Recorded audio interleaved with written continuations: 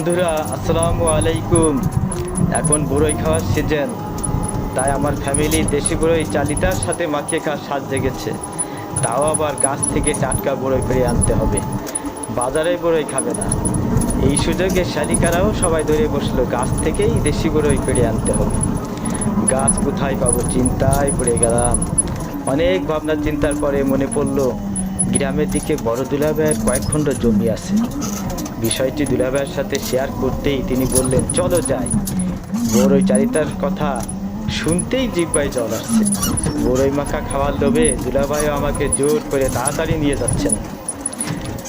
Hi viewers, আমরা এখন easy বাইকে যাচ্ছি সেই কাঙ্ক্ষিত এবং বিস্ময়কর দেশি বড়ই গাছের সন্ধানে।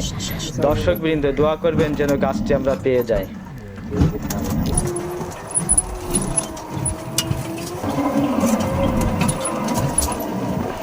ও, গাড়িও চলতে কষ্ট হচ্ছে, আপ ডাউন রাস্তা।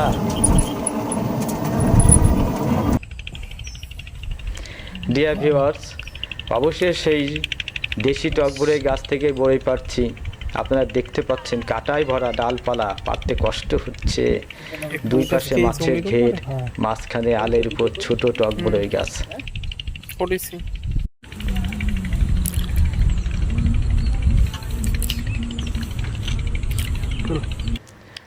প্রিয় দর্শকবৃন্দ, চালিতার সাথে টক বড়ই, মুখে পানি আসছে। কলার পাতার উপর কি সুন্দর করে ভাগ করছে, ছোটবেলার কথা মনে পড়ে যাচ্ছে।